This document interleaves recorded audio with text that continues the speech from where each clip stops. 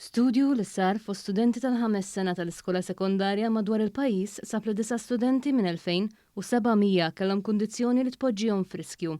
Filwaqt li fost studenti oħrajn anke nstab li kellhom kundizzjoni li tirrikjedi aktar testijiet fit-tul. L-istudju li sar mid-Dipartiment tal-Kardjoloġija fl-Isptar Mater Dei, il-Ministeru tal-Edukazzjoni u l-Isport u l-Università ta' Malta kien ibbażat fuq studenti ta' bejn il-15 u 16 sena u sar bejn is-sena 2017 u s-sena 2018. Il-kardjologu Mark Abela nmoħħ wara dan il-proġett bl-isem ta' Beat It spjega ma' One News kif huma bosta li jassoċjaw il-mart tal-qalb ma' persuni kbar fl-età. Iżda wieħed jinsa li hemm persuni żgħar fl-età li ġieli kellhom problemi f'qalbhom. Bil-maġġoranza tal-każijiet ikunu ereditarji, diversi każi lanqas ikunu jafu. Il-maġġoranza tan-nies li jkollhom dawn it-tip ta' problemi qatt ma jkunu jħossu simptomi, ġifieri l-ewwel presentations fortunatament tkun jekk ħanes qatt il-qalb tieqaf, jekk il-qalb tkun qed tiġri u jkollna bżonn intuha xokk urġenti. U dan il-proġett sintendi wara l-ewwel darba li dak li konna nafu mir-riċerka ta' barra minn Malta hija realtà anke f'Malta.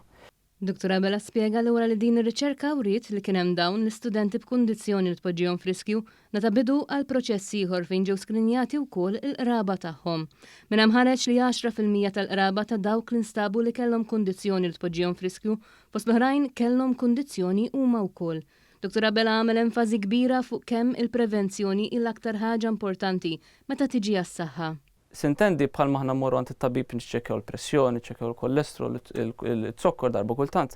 Tajjeb li ndawru jew nibdew ndaħlu kultura fej forsi anke l-ECG għandu jkun parti minn dik ir-routine investigation, mhux qed ngħid tagħmel ECG darba fis-sena u darba kull 6 xhur, imma once in a lifetime naħseb kulħadd għandu jkollu ECG għax xi kultant naqbdu problemi li jafu jidentifikaw min ikun qiegħed f'riskju. Dr. Abela spjega li l-arfin dwar l-importanza li jsir ECG mhux biss fost l-adulti imma anke l-adolescenti huwa kruċjali. Qal bħala pajjiż għandna ndaħlu l-kultura li wieħed ikollu l-ħiliet bażiċi biex isalva ħajja, mhux biss fost l-adulti imma anke fost it-tfal. U anke affarijiet bħal eżempju basic life support u personnel li huma trejnjati f'BLS u anke defibrillators li jkunu readily available f'postijiet pubbliċi, partikolarment f'postijiet fejn ikun ħafna nies li jkun qegħdin jagħmlu eżerċizzju. Ġifieri f'gyms, forsi pitches li jinkrew fil-għaxija, skejjel importanti. Dr. Abela qal ukoll li mir-riċerka li għamel flimkien mat-tim tiegħu sabu li l-maġġoranza tal-iskejjel fil-pajjiż qatt iridu jistallaw defibrillaturi lesti għall-użu ħdejn il-gyms jew il-grounds. Saħaq li hemm bżonn aktar ta' għarfien f'dan ir-rigward.